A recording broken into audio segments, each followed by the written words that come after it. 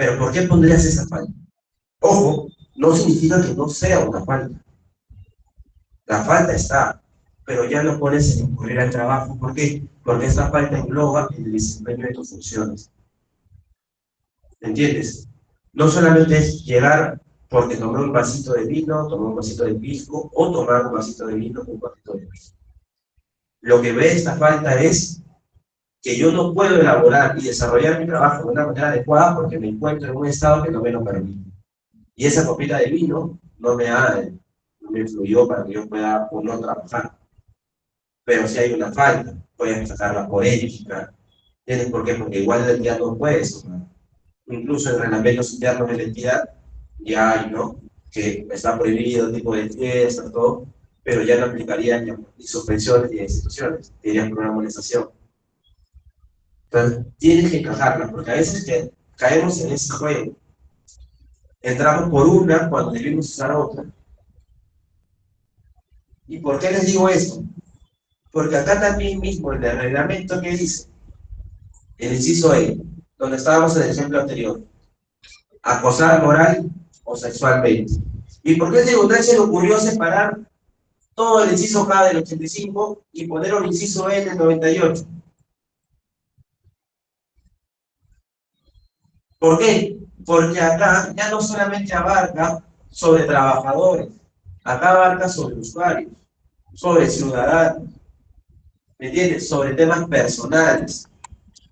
Usar indebidamente las licencias por otorgamiento por parte de la entidad es obligatorio conforme a las normas de la materia. No están comprendidas las licencias concedidas por razones personales.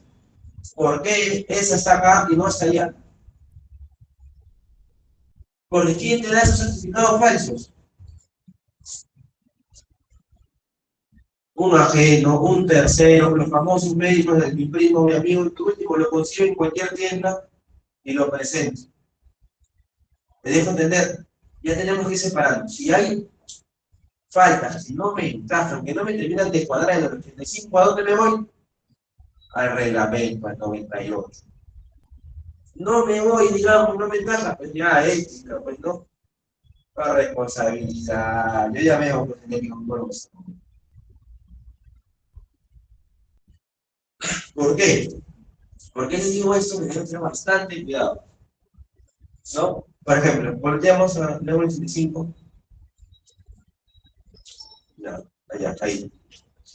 Incurrir en acto de violencia, grave disciplina, faltamiento de palabras, el agravio superior jerárquico o de los compañeros del agua.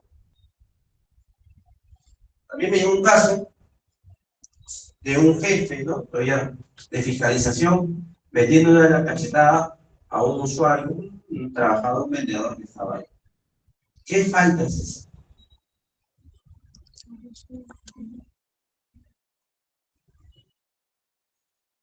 Ahí está.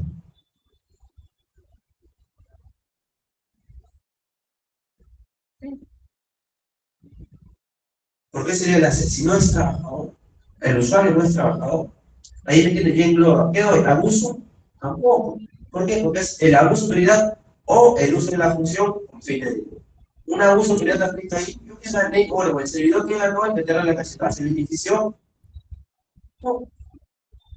El cosa de liderazgo tampoco. Ya. A ver, vamos al reglamento. ¿Qué dice el reglamento?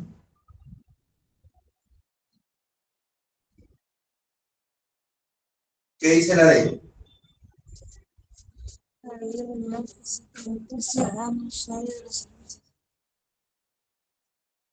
El agregar verbal o físicamente al ciudadano usuario de los servicios a cargo de la entidad. Los abogados atacan. Nosotros como abogados ya sabemos dónde atacar. Para eso nos pagan. Digamos ahora. ¿Vamos con la teoría o vamos con los casos? ¿Ustedes la experiencia que tienen o están aprendiendo los ciencias de la técnica, primeros disciplinarios? ¿Están aprendiendo? Los casos prácticos son mejores, entonces. Casos prácticos. ¿Alguno tiene algún casito, digamos, para poder desarrollar alguna vez que ha tenido algún problema, algún proceso, alguna vez ha tenido que sancionar?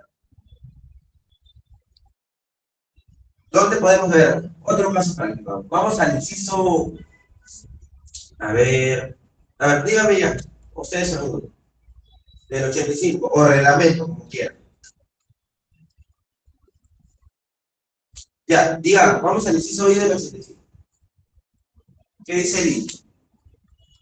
El causar deliberadamente daños materiales en los locales, instalaciones, obras, instrumentos, documentación y demás bienes de la propiedad de la entidad o posesión de esta.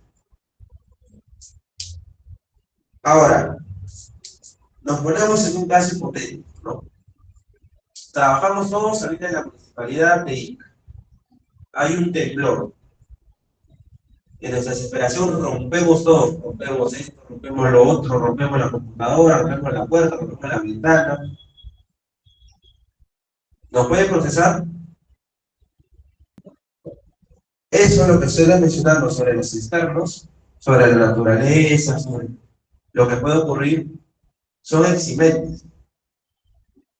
Nos eximen de cualquier responsabilidad administrativa. Claro, el COVID también fue, pero el COVID se pudo regular con el tema del teletrabajo. Y ahí también un montón de procesos por incumplimiento, por asistencia, ¿no? Te iban los procesos del COVID. No porque tenías que marcar mientras estabas en teletrabajo, pero no todas las entidades tienen, pues, los aplicativos para poder marcar de manera virtual. No solamente tenías que decirle, bueno, ya me conecté y ¿quién te está visitando? Y tal vez ni te conectabas. Pero, ¿a dónde voy con los eximentes, con los atenuantes, con los agravantes? Que también van de la mano con la tipicidad. Cuando se separa todo ese tipo de demos rectores, no es porque al atrevirse se le ocurra, es porque hay agravantes, hay atenuantes, hay eximentes. Digamos, ¿por qué me dijo en el inciso C el incurrir en acto de violencia? O grave indisciplina o faltamiento de palabra. Porque no es lo mismo un acto de violencia que un faltamiento de palabra.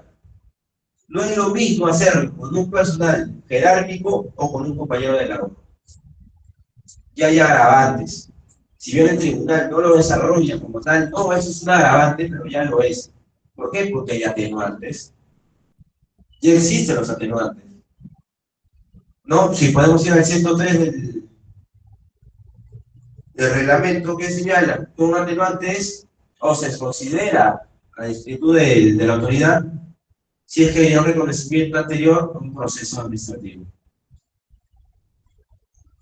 Es decir, si a mí ya me dijeron, Francisco, te van a hacer un proceso, ¿qué haces? Bueno, la verdad, si yo ya cometí la falta, si yo sé que ya cometí la falta, que la falta está totalmente limitada, pues le mando un informe a la Cruz Romana, ¿sabes qué? Me someto a cualquier proceso. Reconozco, y si hay forma de repararlo, porque la reparación también ya está atenuante, lo voy a hacer. Siempre y cuando esta sea antes de saber. Es una figura parecida, a ver, a la famosa enemistad manifiesta en el tubo. ¿No? ¿Cuándo se desarrolla la enemistad manifiesta? Cuando yo tengo problemas, digamos, yo soy una autoridad para sancionar a un servidor, pero yo con el servidor pues me caigo mal, me lleva pésimo, tenemos todo el día, ¿saben? Tenemos denuncias y el servidor dice, mira, yo no quiero que tú me sanciones porque yo te tengo cuál es el que me tienes cuál es a mí. Tiene que sancionar a otra persona. Así que por favor exímete de este proceso. Ya. Ahí, por ejemplo, a lo que iba es que todo ese tipo de hechos solamente son válidos si son antes de iniciar el procedimiento disciplinario. ¿Por qué? Porque dentro de un proceso yo lo que puedo hacer es jugar con la astucia y decirle, ¿sabes qué? Te denuncio por abuso, te denuncio por esto, te denuncio por la te denuncio por todo. Entonces, dentro del proceso ya no cuenta como la enemistad manifiesta, porque yo lo estoy originando, yo lo estoy creando para poder sacar del proceso al que va a ser el órgano sancionador. Entonces, lo mismo pasa acá con el reconocimiento, que si yo reconozco la falta dentro de iniciar el proceso, no estoy reconociendo. Lo que estoy haciendo es buscar de manera desesperada que estas atenúen. Entonces, ya se desarrolla ese tipo de sanciones, se desarrolla ese tipo de circunstancias para poder nosotros salir de una sanción grave. Pero si yo me encuentro en un proceso, lo mejor sería que no. Y sé que efectivamente cometió la falta.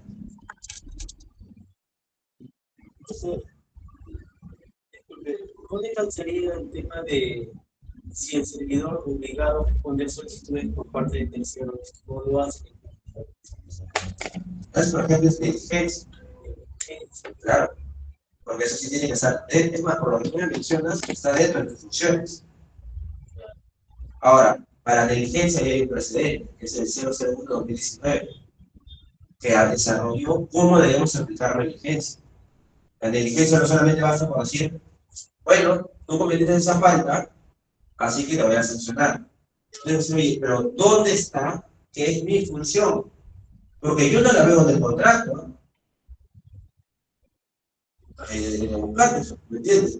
Tú puedes tomarte procesos porque no te cuentan tus funciones, pero también cuentan como funciones si te las han asignado mediante algún documento de gestión. ¿Por qué? Famosos casos de los famosos comités, los comités de selección, los comités de obra. Pobrecito, no tiene nada que ver y los que hacer un proceso porque se cayó la obra, porque se cayó el concurso. Eso son funciones. Mediante un documento. Doctor, pero igual tiene que haber una respuesta en la cual no es mi competencia o no son mis funciones. Si tú no las consideras, tú no las aceptas y eso está documentado, obviamente, no son funciones. Eso pasa, por ejemplo, en el caso de los cautelares, ¿no? En un proceso disciplinario podemos aplicar dos cautelares, que es la separación del servicio al trabajador de la entidad, mientras todos sus derechos sigan vigentes, el pago, ¿no? Y el cambio o la disposición de recursos humanos para que eso lo pueda pasar a otra área.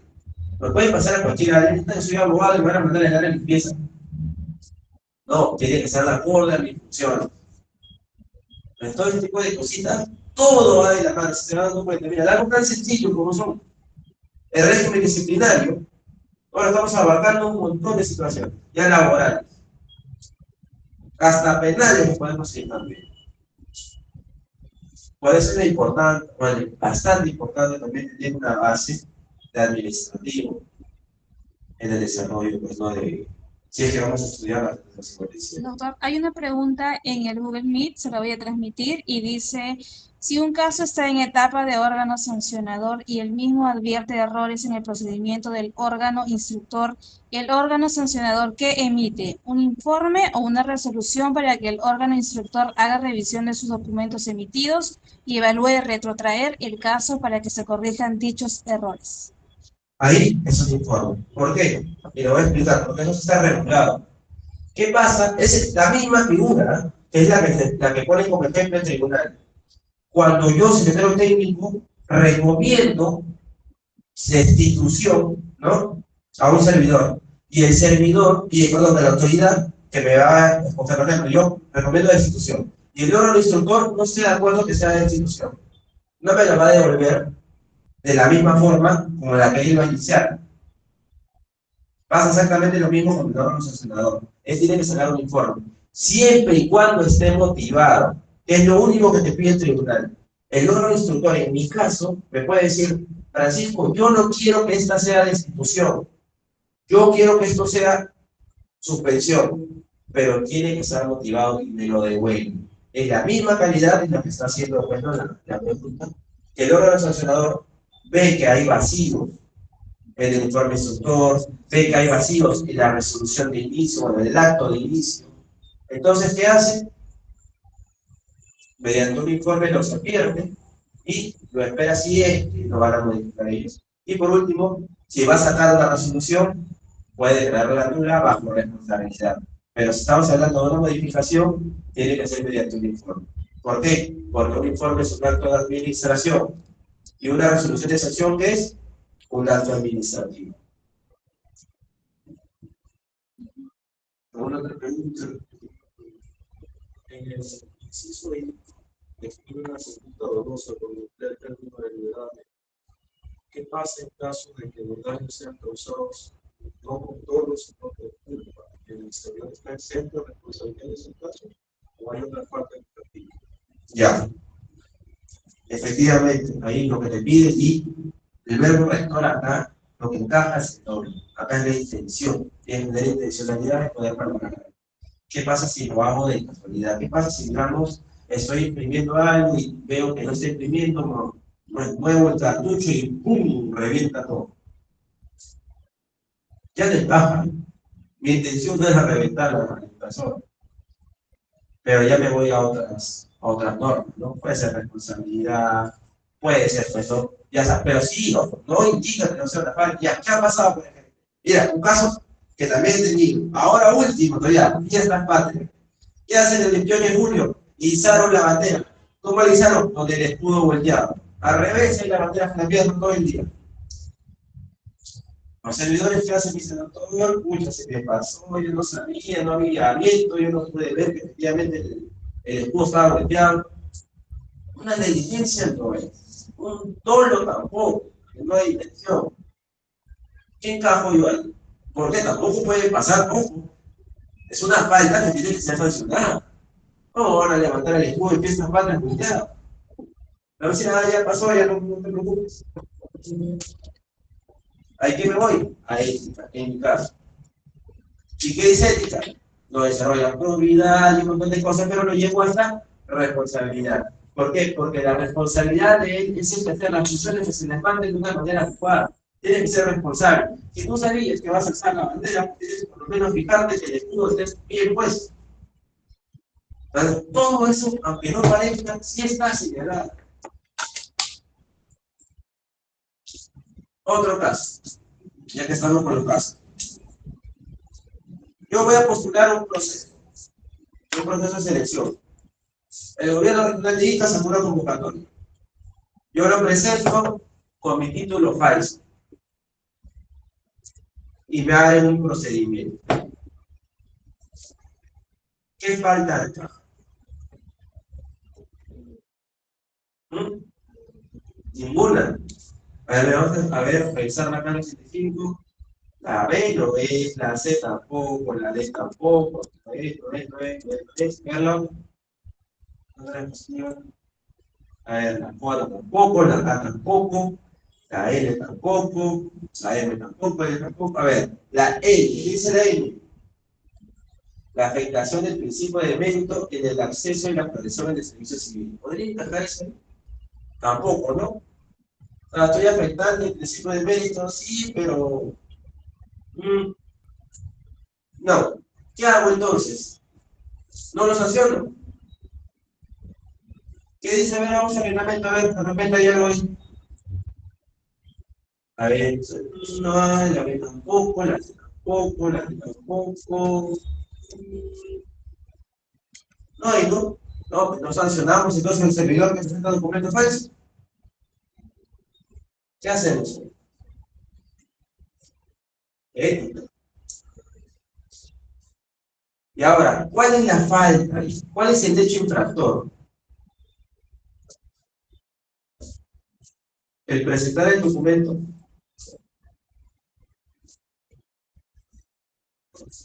Gracias, doctor, le digo, ¿cuál es el hecho infractor para usted? Siempre y cuando cause perjuicio. Siempre y cuando cause perjuicio. El perjuicio se va a causar, ya que digamos, yo estoy poniendo un certificado, pero soy especialista, el maestro, no sé, en conexiones inalámbricas. Y ese documento era falso, me la pasé instalando cualquier cochinada. Ya, ¿y cuál es el hecho infractor ahí? ¿El presentar o el mantener? Bien jurídico que refieres el tráfico. El tráfico, bien jurídico protegido. Ya, a ver, ahora, vamos acá, porque esa falta ya está desarrollada. ¿Qué dice? Si yo presento un documento falso para entrar a una entidad, eso no es el hecho infractor, ojo. ¿Por qué va a ser hecho infractor presentar un documento falso si yo no tengo vínculo? Yo puedo presentar todos mis CDs falsos, y eso no es una falta. ¿Por qué va a ser una falta? Si no estoy trabajando con la entidad, estoy postulando. Y ha habido un montón de errores con ese tipo de faltas. ¿Por qué? Porque tipifican, no, Francisco Lacombe presentó el título falso. Y ahí,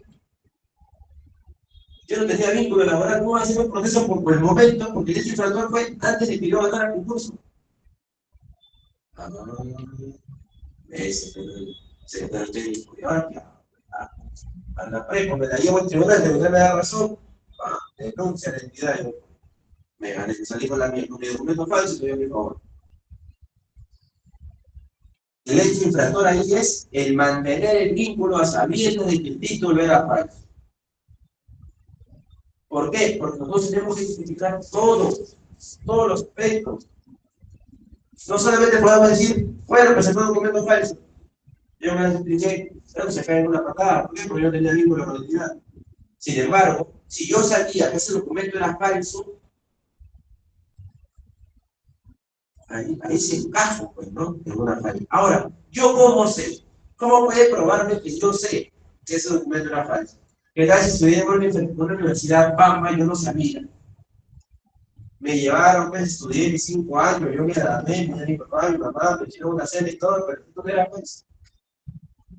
¿También me puede sancionar? Claro, ¿cómo se detecta eso con las famosas TJ? ¿No? Por una entidad te hacen firmar, bueno, ahora, antes, ¿no? Antes hacían firmar una declaración jurada de que no había nepotismo y se acabó. No, ahora tienes que firmar una declaración jurada y eso cuando sean jefe de recursos humanos, ni bien haya concurso a todos, pasarles su memo, pasarles para que firmen que todos los documentos ellos dan la seguridad de que son válidos y que ellos mismos se han asegurado de que lo sean. Ahí recién tú puedes sancionar. Lo que pasa, doctor, es que la generación de los medios están directamente relacionados a las normas actuales, normas más evolucionadas o antiguas. Entonces, generar ciertos criterios de valoración de la prueba, ¿no? Resulta un poco difícil cuando hay una norma que es nueva, ¿no? Entonces, ¿cómo genero, por ejemplo, como lo que estaba acá el colega, estaba hablando, diciendo de lo que se hace en WhatsApp, cómo lo creo que el tribunal? El tribunal dice, haz un acta, si eres fiscal, si eres inspector, si eres supervisor, o si eres especialista que vas a constatar ese hecho de WhatsApp, tienes que levantar un acta. Levante el acta y que te traigan el celular, que te traigan el equipo, constatas el hecho, haces el acta y recién vamos a darle valor a ese documento, o sea, porque esa imagen o ese video parte de algún equipo. Ahí en ese momento recién le damos una valoración. Entonces, ¿pero por qué se genera la jurisprudencia? La jurisprudencia se genera a partir de una norma nueva que está supliendo otra o que en conjunto está con normas vetustas o viejas, antiguas, que no están de acuerdo. ¿No? O sea, sé hasta ahora todo lo que es la prescripción de la penal. Hasta ahorita, y hay miles de normas que están saliendo y efectivamente siguen con ese problema de juez. Exactamente, doctor. Muchas gracias por el aporte. Y es lo que pasa acá exactamente con el tribunal. A la fecha, 2024, seguimos teniendo cualquier cantidad de vacíos, cualquier cantidad. ¿Qué pasa con el plazo de prescripción? 3 años de cometida la falta y 1 año de haber tomado conocimiento. Ahora, ¿la puedo alargar? ¿Puedo hacer jugadas ahí para yo no se me prescriba el caso? Le asumimos que entonces, faltando un día para los 3 años, recién ahí le curso un memo a recursos humanos y pongo 1 año de toma conocimiento en 4 años. Y como lo han venido haciendo, ¿qué se le va a servir? Nada más decir, bueno, sí, ahí sí vale. Ahí sí vale. Entonces, son situaciones, ¿no?, que nos dejan a nosotros a la experiencia, a desarrollar. ¿Por qué? Porque nuestra labor va más allá. Nuestra labor es una labor de fiscal. Como secretario técnico, nuestra labor es una labor de fiscal. Solo que en el ámbito administrativo. Vamos a tener que saber identificar la carga de la prueba que va a corresponder a nosotros. ¿Por qué? Porque yo no me basta con presentar 2 documentos y decirle no.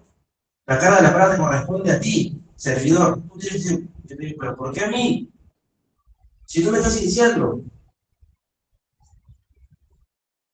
Son situaciones, pues no, que se tiene que desarrollar de manera de acorde, porque se nos cae el proceso. En el caso que estaba mencionando, de acoso a una menor, no, otro caso incluso mejor. Un servidor, como fiscalizador, levantó las medidas de los funcionamientos, ¿no? Y le dijo pues al administrado, al dueño del restaurante, tú tienes levantado todos estos palitos, ¿no? Entonces estás impidiendo el libre tránsito. Papelito, dice, pero yo no lo levanté, lo levantaste tú. Ya, ahí queda, eso es lo que queda el hecho, ¿no?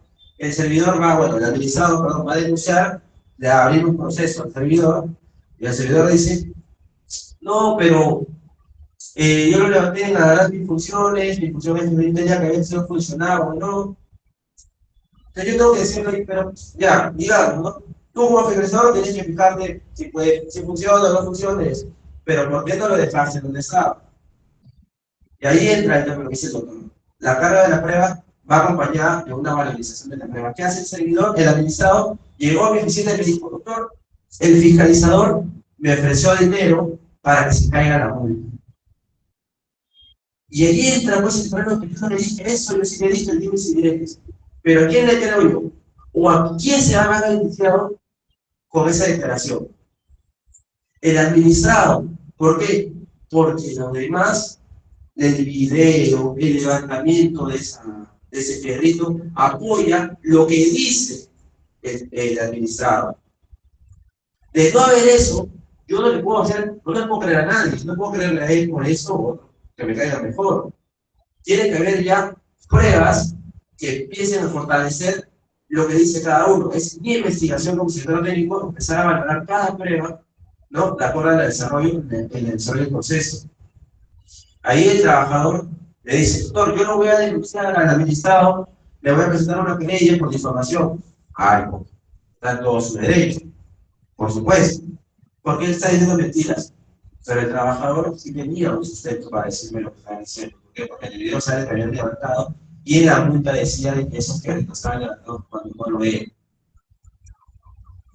Entonces, ahí de desarrollo, yo tengo que motivarlo. ¿Por qué? Porque tenía un buen abogado, bueno, y atacó eso. Felizmente en el tribunal se confirmó, pero ya me dejó entender, o sea, si yo no desarrollo eso, se cae. Se cae ese proceso. Vamos con las famosas ausencias. A ver, ese es el patrón que es más fácil que tenemos que hacer. El 85, doctora, por favor. ¿Qué dice ahí? Las preguntas. Las ausencias injustificadas por más de 3 días en un periodo, ¿no?, de 5 días no consecutivos en un periodo de 30 o más de 15 días no consecutivos en un periodo de 180. Acá hay tres situaciones. 3, 5, 15. ¿Son 3? ¿Son 5? ¿Son 15? Ahí está el problema porque el tribunal me saca con cada cosa. Ahora resulta que me dice el tribunal, las ausencias injustificadas por más de 3 días consecutivos o por más de 5 días no consecutivos en un periodo de 30 días calendario. Si yo falté 3 días consecutivos, ¿ya no pueden hacer un proceso? ¿Por qué? Porque Exacto. Por eso se hacen los procesos. ¿Por qué? Porque el tribunal dijo son más de 3 días. Es decir, 4 días. Pero, ¿por qué empiezan a desarrollarlo de una manera más centrada? Porque ese tipo de procesos se eleva. El tribunal obviamente no le queda de otra que declararlo, pues no, y fundar la resolución y se cae todo el mal. ¿Quién es la culpa? De los especialistas de procedimientos disciplinarios que llevaron un curso que nos votan a nosotros por haber asesorado mal a nuestro órgano instructor, todos los asesoradores. entonces, la investigación, ¿qué tipo hay? ¿Son inmediatas o se requiere la sanción? Miren, la rehabilitación como tal no está así regulada en el administrativo, pero sí se considera. Pero se considera de manera inmediata. Desde que tú eres el primer día, el tema de las sanciones toma efecto desde emitir la resolución, al día siguiente. Desde ahí, ya te consideras ya entrando en un trance de rehabilitación. ¿Por qué? Porque nosotros, bueno, y el principio, la finalidad de la ley servir es corregir, no sancionar. Por lo menos tenemos que aplicar que eso, bueno, ya está dentro. Y después de eso, prácticamente tú ya terminaste con tu... Otro proceso de investigación de No, porque ahí ya entra reiterado. Se puede desarrollar, por ejemplo, ¿dónde entra el tema, pues, digamos, de reiterado, acá mismo, en las faltas. Si yo le hago un proceso a alguien porque faltó 10 días consecutivos, ¿no? Ya cumplió su sanción de suspensión de 2 o 3 meses, pero sigue faltando, ya pues ha quebrantado totalmente el tema de la aplicación. Ya es una conducta reiterada. Y ojo, también, a ver, el tema del proceso disciplinario no solamente es escoger la falta, hay un montón de otras figuras que también nos puede afectar en el tema del fútbol. El concurso de infracciones, el concurso de infractores, la reiteración de la falta, ¿no? La reiterada falta sobre el tiempo. Entonces, son cositas que yo creo, considero que le van a seguir explicando en el desarrollo de ese diplomado, pero se tiene que tener en consideración cada apéndice de un informe preliminar para que este no caiga en inicio.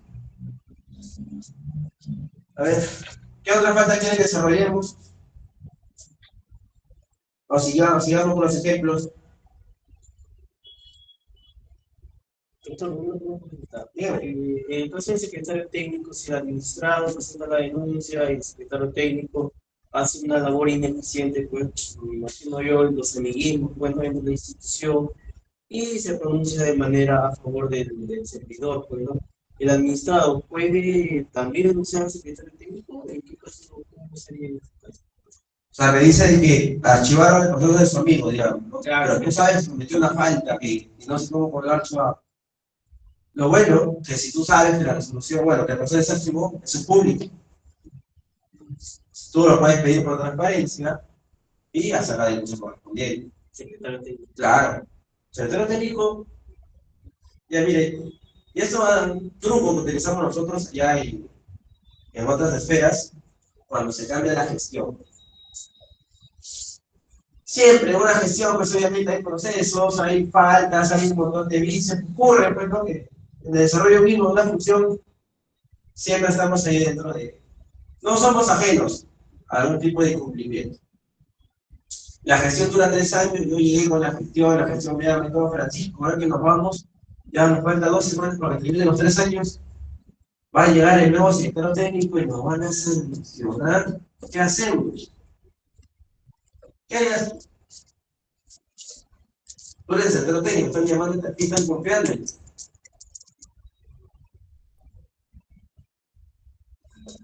No, decirle que te vas a llevar todos los expedientes a tu casa.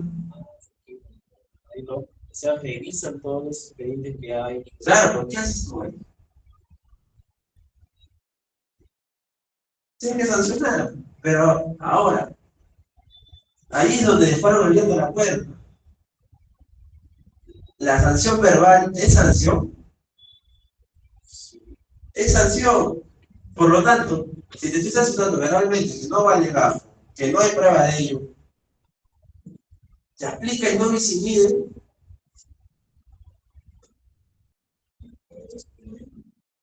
Claro. Y es una estrategia, pues, busca que pueden hacer eso. Sanciona a todo el mundo con educación, haga una declaración jurada, ¿no? Que no esté mintiendo, porque no puede ver un documento que esté sancionando, y me lo guardo ahí para un posible inicio del proceso que quieran hacer más adelante, ¿no? Pero si yo no sé, ya mí me sancionaron. No, pero es una falta de institución, ¿y por qué amonestación? Hay el proceso, en todo caso, sector técnico. Por último, la discrecionalidad, así no te corresponde. Y sin querer, ya salíaste absolutamente todo lo que puedas hacer en el día. Y así te van a ganar las autoridades, ¿no? Nosotros somos un programa de apoyo, pero de apoyo a la entidad como tal, a los funcionarios del gobierno. Nadie, no vamos a hacer, hacerlo de la vista ahora que nos van a decir, hay un proceso fulano, hay un proceso legal, es un natural. ¿Por qué? Porque ese servidores de verdad, pues, hacen un montón de cuentas y siempre pasan por ahí. Nosotros tenemos que mantener ese conocimiento, ¿no? Porque nos van a hacer un montón de peticiones por todos lados, pero si no sabemos hacerlas. Ahora, ¿qué más quieren saber? Tengo una consulta. Dígame. El inciso J Por ejemplo, si un servidor falta 3 días que no encaja en ese inciso, ¿podría encajar en el inciso M o no podría encajar en ese inciso M? Ya. Para empezar, la pregunta es buena, ¿por qué? Porque ya ha habido errores también con eso. Cuando no he encajado, tenía días así dispersos dentro, ¿no? de 30, no dentro de 15, dentro así, aplicaban eso. No, pero si el cumplimiento justificado está, si no, no cumplió su horario.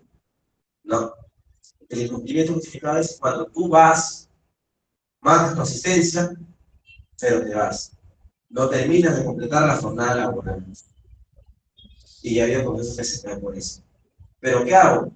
Ah, no, me voy a reglamento interno. O sea, me refiero a la actividad, porque todas las actividades tienen su RIT, las sanciones por falta certificado.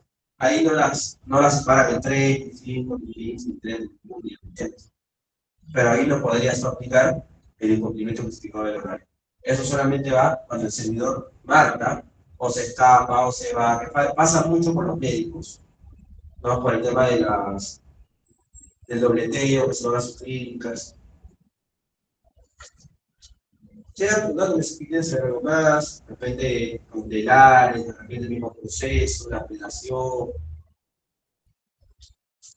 Doctor, tenemos una consulta a través del Meet. La doctora Madeleine Salcedo pregunta, ¿para iniciar un proceso es con un acto resolutivo, con un memo o nota?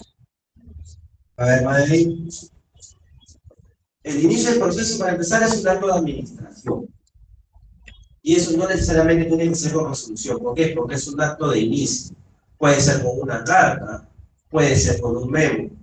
No necesariamente tiene que ser una resolución. Sí, el órgano instructor puede emitir resoluciones, nadie se le impide. Pero esa resolución tampoco con carácter de acto administrativo. Ya, porque no cumple los requisitos de validez, que se les lleva por el tubo. Y una pregunta, a ver. ¿Cuándo inicia un procedimiento administrativo disciplinario? ¿Con la emisión del acto de inicio? Con la notificación. ¿Qué pasa si yo hago mi acto de inicio y notifico y nunca me responde el servidor porque me equivoqué de casa?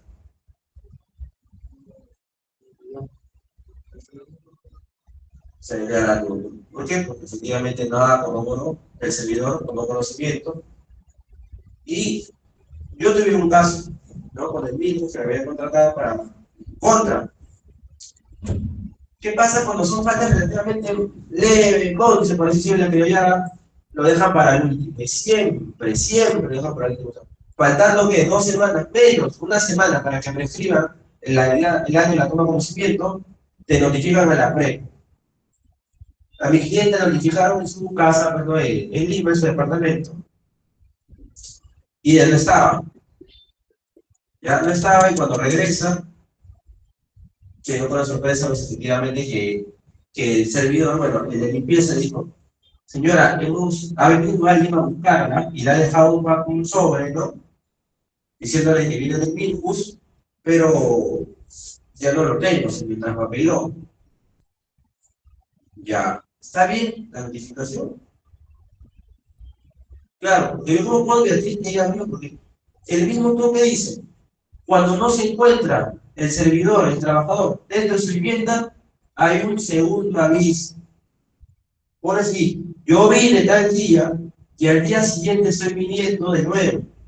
Cosa que la servidora va, le dije, bueno, la buscaron, para tal día se va a estar, perfecto. Recibe.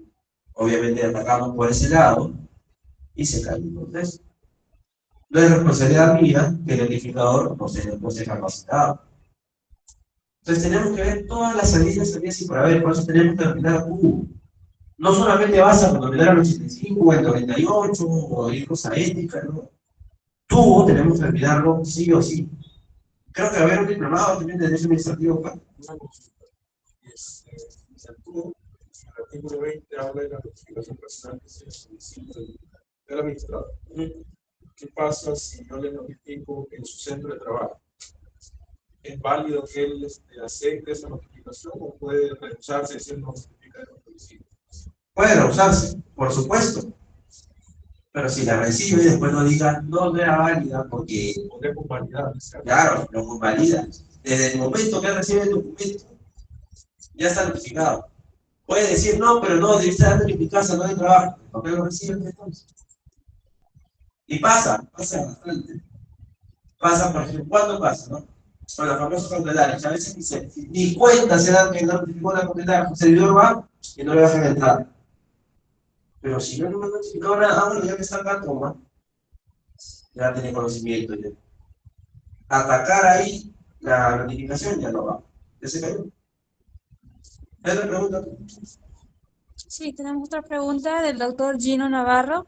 Dice, si se inicia un procedimiento con una falta A y se notifica al infractor y éste hace su descargo bajo dicha imputación, pero en el informe final se le señala que su descargo no se ajusta a los hechos, ya que la imputación es B, es decir, se cambia la falta cometida, ¿qué procede? Ahí, doctor, lastimosamente el proceso está vulnerado. ¿Por qué? Porque vulneramos el debido procedimiento en todos sus extremos. Ahí vulneramos derecho a la defensa, vulneramos tipicidad, y corregirlo solamente puede ser con una nulidad de todo el procedimiento para volver a iniciar a la etapa preliminar. Entonces ahí ya no se puede, porque así también ha habido casos. ¿Y qué pasaría, digamos, ya que estamos en este tipo de procesos? Si yo, secretario técnico, me cae una prueba cuando ya inicié el proceso, una prueba que me puede ayudar, ¿no? Por ejemplo, un caso de acoso. Yo inicié el proceso con todo lo que tenía, las conversaciones de WhatsApp, tengo la denuncia policial, le inicié el procedimiento, la resolución de inicio, ya está el informe oral, y justo cuando ya antes de sancionar, me llega a mí el perito, el informe de perito de la Cámara GESE de la Fiscalía. Es una prueba excelente, pues, porque obviamente ellos están conectados que la niña pues, ha sufrido acoso, ha tenido trauma psicológico, y lo puedo utilizar. Yo considero que es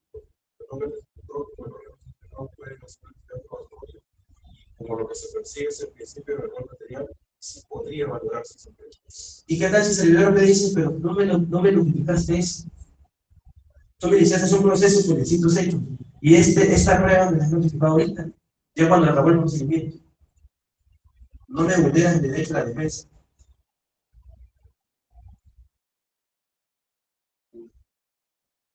Ya, y exactamente qué pasa eso.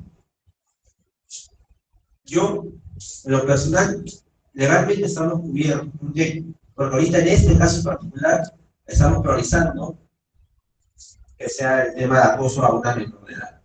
Los derechos de esa menor van por encima de cualquier otra, de cualquier etapa, de cualquier eso va por encima. Pero en otros procesos no. Pero igual acá se lo dejamos a criterio del tribunal. Nosotros no lo vamos a evaluar. ¿Por qué? Porque nosotros no lo presentamos en el inicio. Pero sí lo podemos expresar y decir, el tribunal ya quedará a su criterio pronunciarse sobre este medio de prueba que también ha sido notificado al servidor. Pero yo ya no puedo pronunciar. Ya lo puedo ofrecer en su apelación. Exactamente. Ya el tribunal verá si lo considera o no. Pero ahí no se vulnera el proceso. Claro, el informe de son ciertos antecedentes que van anexos pues, al acto de dismisión. Hay otra pregunta del doctor Sabasizaga Lorellana, dice, se denuncia un servidor, inmediatamente el secretario técnico traslada la denuncia al denunciado y le solicita descargo en el plazo de 5 días, indicando que ha cometido la falta tipificada en el artículo X. Pregunta 1. ¿Se vulnera el principio de presunción de inocencia, el debido proceso? 2. ¿Qué plazo tiene el denunciado para absolver el traslado? El denunciado puede guardar silencio respecto a la denuncia. 3. El secretario técnico puede hacer las indagaciones de manera verbal. A ver, ¿cuál era el hecho como tal? Se denuncia a un servidor, inmediatamente el secretario técnico traslada la denuncia al denunciado y le solicita descargo en el plazo de 5 días, indicando que ha cometido la falta tipificada en el artículo X. Ya, a ver, para empezar, si nosotros nos llega una denuncia, sería conveniente notificar al trabajador para que presente descargos sin siquiera se inició el proceso. Estamos en una etapa de investigación preliminar, no es ni siquiera necesario decirle al servidor, acércate para que puedas brindar tus descargos. ¿Por qué? Porque no se iniciaron nada. Al margen de ello, pues podemos presentar un montón de testigos, lo podemos también citar, ¿no? Pero por lo menos yo considero que es completamente innecesario solicitarle al trabajador antes de iniciar el proceso su descargo. Y sobre eso, los descargos se piden cuando el órgano instructor inicia el procedimiento. Eso sí lo he visto. Pero el secretario técnico no he visto en qué parte está especificado que pueda pedir descargo. Pero lo puede hacer en la práctica, lo puede hacer. No, que no es un descargo. El secretario técnico no puede pedir un descargo porque no se inicia ningún proceso. Pero podría pedir algún tipo de, digamos, aclaración para hacerse mejor conocimiento. Le puede tomar la declaración para hacerle algunas preguntas, pero eso no significa nada. Eso solamente es un medio de prueba que puede reemplazar o no el inicio del plan. Por eso digo que no es recomendable, porque el sector técnico no tiene ningún tipo de facultad para elaborar, para solicitar un descargo de ese proceso. Por ejemplo, si vemos un expediente ejecutivo que el secretario lo ha hecho, la defensa, por ejemplo, se declara nulo eso porque el secretario está generando. Claro, a pedir. Siempre y cuando vemos que esa declaración afecte el proceso, ojo, tampoco es para pedirlo que no afecte nada, de que vale, ¿no? Pero si afecta, sí. Por eso no es necesario, son facultades que nosotros nos corresponden. No podemos estar citando a los trabajadores para que declaren, sabiendo de que vamos a hacer un proceso, porque no nos conviene. Para nada nos conviene. Tampoco está en nuestra facultad. Y pasa mucho con los mismos jefes de área que llaman a sus trabajadores y los amonestan, los famosos memos. Ese memo no es una amonestación escrita. Y ni siquiera tiene la facultad para tener un memo para amonestar al colegio, porque los memos salen. Con este memo lo estoy considerando como una acción escrita del trabajador. En Chile dice que no se amonesta. No es su facultad. Entonces, todo ese tipo de cosas se tienen que evitar. ¿Por qué? Porque sí puede traer una denuncia por abuso de autoridad. Cualquier trabajador la haría. Simplemente, oye, ¿tú quién eres para sancionarme? Por ejemplo, yo he visto las resoluciones judiciales que hacen el informe, que ponen esta parte. Llame severamente la atención al secretario por no actuar correctamente, por ejemplo. Claro. Eso es podría entenderse como una sanción escrita, pero una sanción escrita necesita, una manifestación escrita necesita un procedimiento disciplinario. Ahí no hay ningún procedimiento. Se la atención, se la sanción. Ese acto que se hace muy frecuentemente es un válido. No es válido. No forma parte de un proceso. Lo puedes considerar una exhortación, una llamada de atención, pero de una manera personal, no está dentro del procedimiento. Eso no puede estar, por ejemplo, en un demérito. Eso no puede estar en los antecedentes. Sí, hay la pregunta de Carlos Urbina. Dice, ¿el jefe de asesoría jurídica puede ejercer como secretario técnico? ¿Cuáles son los requisitos para asumir ello? A ver. Servicio pronunciado solo en dos casos, en jurídica y en recursos humanos.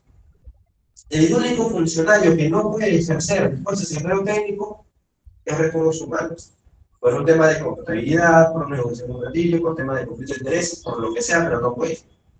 El jefe de asesoría jurídica sí puede, pero no es recomendable, y eso lo dice el mismo informe técnico del tribunal. Pero sí puede. Las funciones son las mismas, bueno, los requisitos son exactamente los mismos, por el técnico, ¿no? No es que se vaya por... Lo que pasa es, ¿por qué siempre está la duda? Porque a veces pedimos informes legales para apoyar, ¿no?, el tipo de la sanción, el saber el proceso. Y ahí se pronunció el tribunal, pero dijo, no, obviamente el jefe de sería jurídico sí puede ser secretario técnico, pero no es recomendable. O sea,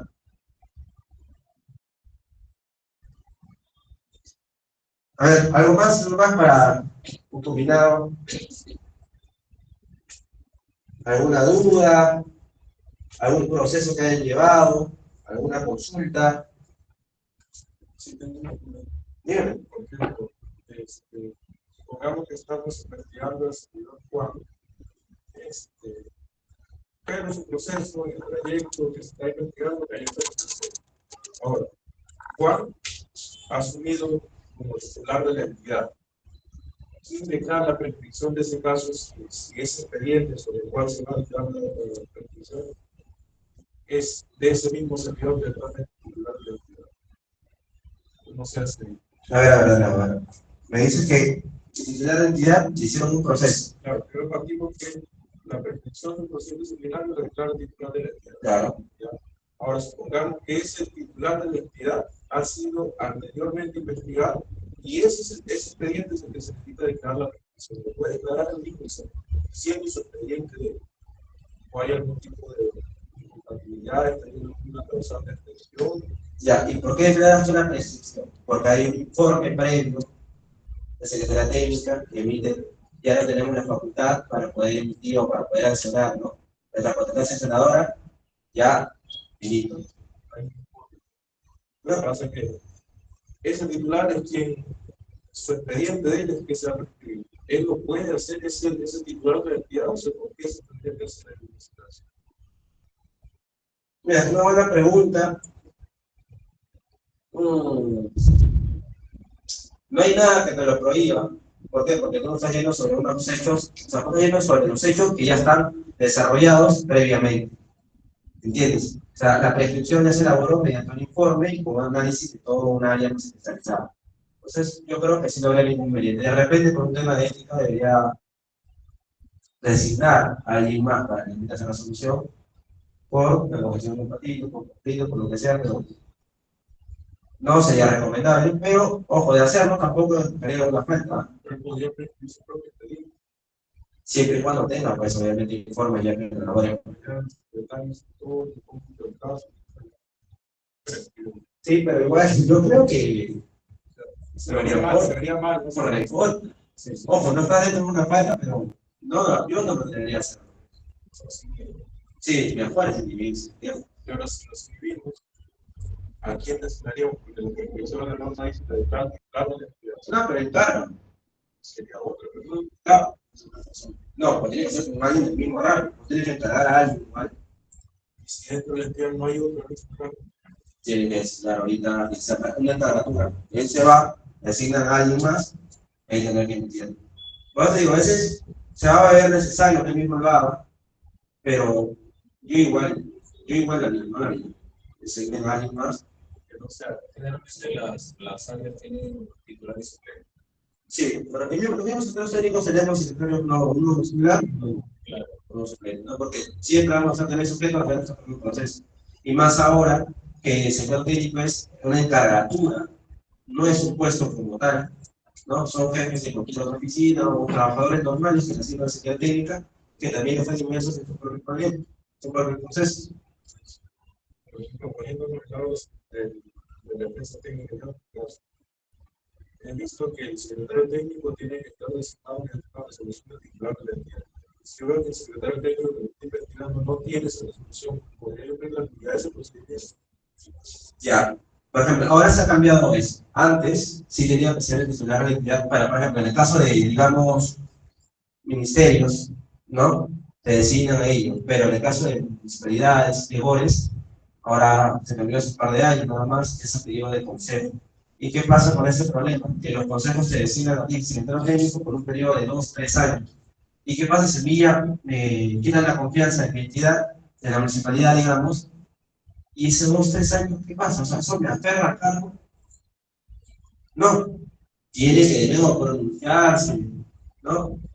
Todas las juntas y quitar obviamente ese cargo secretario técnico.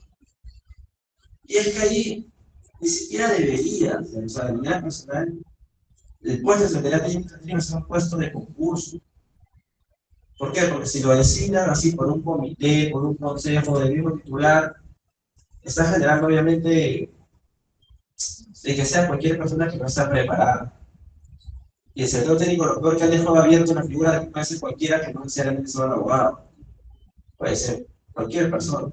Entonces ahí tenemos que cambiar eso. Bueno, no sé si hay alguna otra pregunta. Dame, doctor. Sí.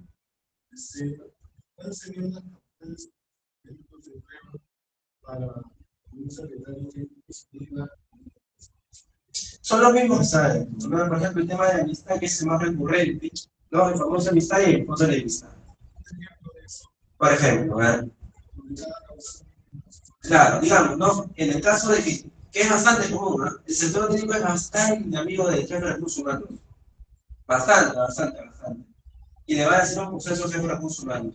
Yo debería emitir un informe preliminar sabiendo que yo tengo puntos con él, sabiendo que es más la denuncia de otro, ¿no? Un tercero, ¿no? Ahí aplica enemistad manifiesta, ¿no? Entonces, ahora, no se aplica enemistad o amistad manifiesta. Pero en el caso de enemistad, como lo había desarrollado antes, creo que no había llegado, ¿qué pasa si yo le hago un proceso? Bueno, yo emito el informe preliminar para el acto de inicio a una persona con la que yo ya tengo denuncias previas. Ahí sí tengo, ahí tengo nivel. ¿Por qué? Porque son antes de iniciar un procedimiento. Ahí no aplica la enemistad manifiesta, que es lo que más se utiliza. Pero, ¿qué pasa si la enemistad manifiesta la desarrollo dentro del proceso? Digamos, ya está en la etapa de sanción.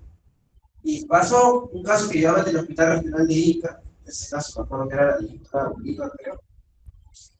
Tenía un montón de denuncias, pero dentro de un proceso. Se había iniciado el procedimiento y dentro del proceso, la servidora la había llenado de denuncias a la doctora. Y a la etapa de sanción dijo: yo no quiero que ella me sancione porque yo ya tengo con ella un montón de denuncias y decir que ella me va a sancionar sí o sí. Ahí aplica enemistad. Ahí, doctor, tendría que inhibirme ahí o tendríamos que sacar a la doctora Bolívar, que era la directora en ese momento, para que alguien más sancione. Ahí no aplica, porque la enemistad te dice, el mismo tubo de desarrollo, que no se pueden fabricar pruebas para inhibirse un proceso. Es decir, que si estas pruebas hubiesen sido antes de iniciar el proceso, valía para enemistad. Pero si están dentro del PAC, ya no, porque se entienden como creadas para poder separarlo del PAC.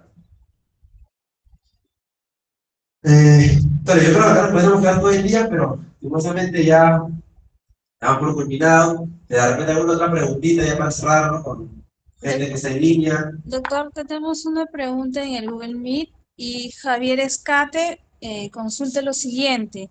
¿Qué pasa si en un procedimiento administrativo disciplinario el órgano instructor solicita la abstención y esta es admitida y existen otras áreas más de igual jerarquía, pero los jefes de esta no quieren asumir dicho rol, ya que no quieren tener problemas con el servidor investigado? Incluso prefieren poner su cargo a disposición y el jefe inmediato de dicha área es el director de la entidad. ¿Podrían en reunión decir que sea el director el que asuma la vez de órgano instructor? Ya. Bueno, son situaciones bastante atípicas, pero pueden ocurrir. Aquí lo mejor sería, para empezar, el órgano instructor, para que alguien asuma ese cargo tiene que ser de igual jerarquía. No puede ser ni superior, no puede ser ni inferior.